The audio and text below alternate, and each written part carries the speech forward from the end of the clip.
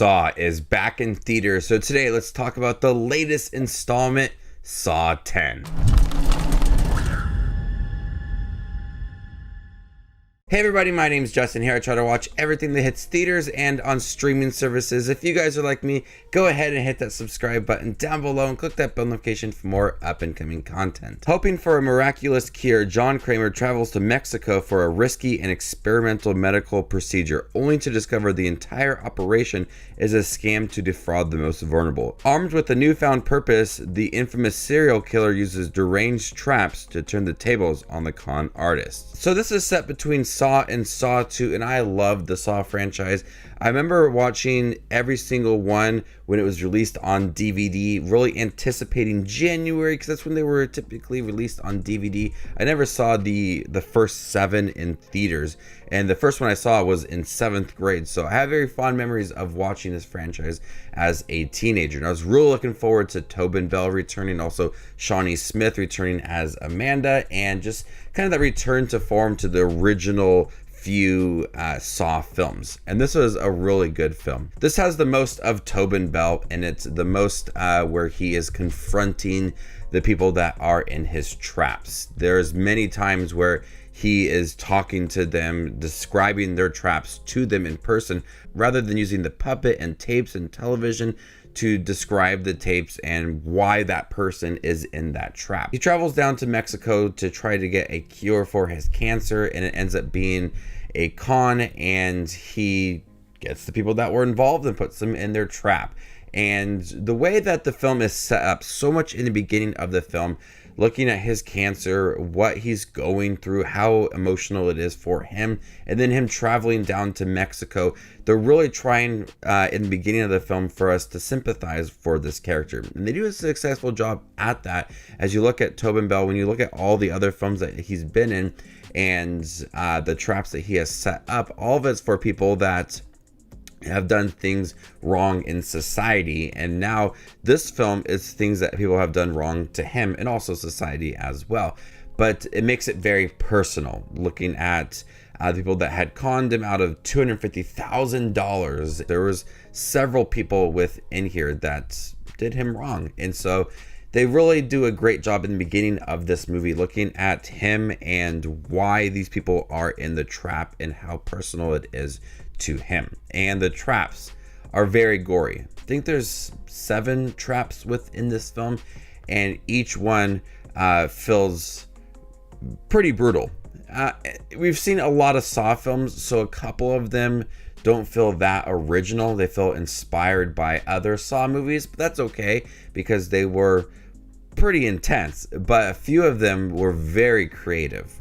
One kind of in the beginning we see in the poster with the things coming out of the tube, the tubes coming out of the eyes. That was pretty intense and towards the beginning of the film. But all of the traps really test these people using the sounds and the blood and just really going all in with detail of those traps, make them for some pretty intense moments. One of them involving a leg that had me squirming in the movie. We also have Shawnee Smith returning as Amanda. There's a lot of development for her character, kind of going back to the first film, looking at her drug addiction and kind of mirroring the second film as well, in how it still really affects her, and she wants to protect people that are in the same position as she is. And so there's this new layer to Amanda and Jigsaw as well, to where they just feel more personal this time around. There's enough development for them, looking at that relationship between John Kramer and Amanda and how it's been developed throughout the first, second, the third film, and this movie as well. Looking at their relationship, you know, it's heartwarming at times how they're like being protective of each other, but also there's a lot of development looking at her drug addiction, how she's overcome that, and how John has given her like a new lease on life. The beginning of the film does kind of move a little bit slow. There is a lot of development for John in the beginning. I think it's very necessary to have him in the beginning going to his treatments and looking at going to meetings and stuff, and then contacting the people in Mexico, going to them, learning about what has happened. That takes a good chunk of the beginning of the movie, and it feels very necessary. But at a certain point, I just wanted to kind of get to the traps and the brutal moments of the Saw franchise. Tobin Bell and Shawnee Smith also give really good performances.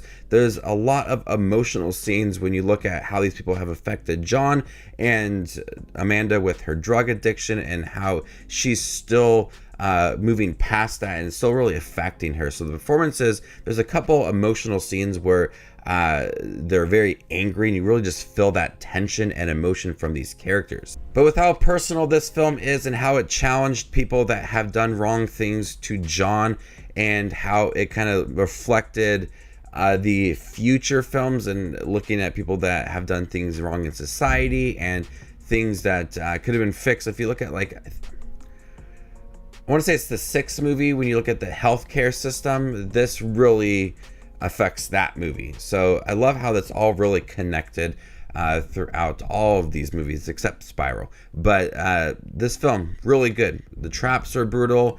Some of them a little more inspired than others, but I love the development of Amanda and John and how much they had to do in here.